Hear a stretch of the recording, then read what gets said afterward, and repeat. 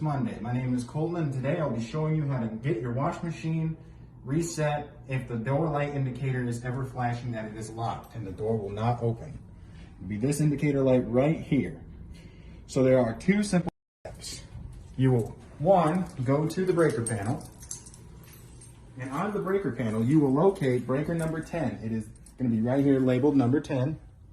What you'll want to do is flip it off and then wait for the or the light on the unit to stop flashing. Once the light on the unit stops flashing, you may restore power to the wash machine. So then you'll go back to number 10, turn it back on, and when you go out to the unit, the light will flash for a brief moment. You'll hear the door lock disengage, and the wash machine will go back to working like normal.